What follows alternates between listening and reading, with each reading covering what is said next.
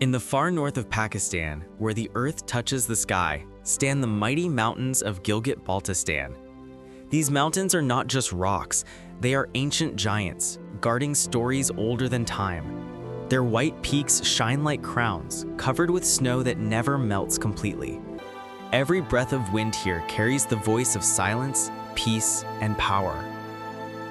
As the drone moves higher, the great glaciers come into view. Rivers of ice that move slowly, carving deep paths into the heart of the mountains. They are alive, though they move silently, shaping the land year after year.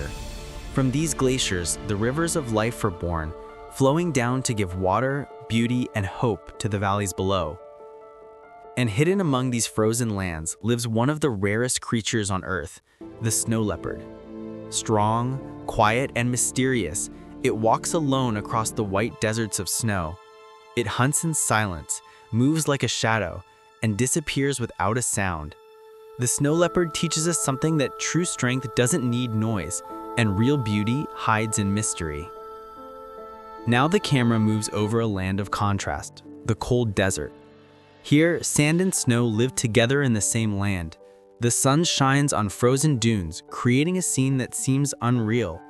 This is where nature shows its art, a place where two opposites meet and still live in peace. As we travel further, we meet another hero of the north, the yak.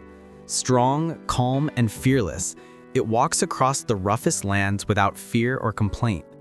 The yak teaches us courage, how to move forward even when the path is hard and cold.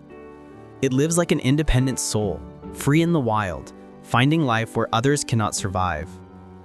Finally, the camera glides over green fields and dry wastelands, the living and sleeping parts of the north. Both are beautiful in their own way, one full of color and life, the other quiet and endless.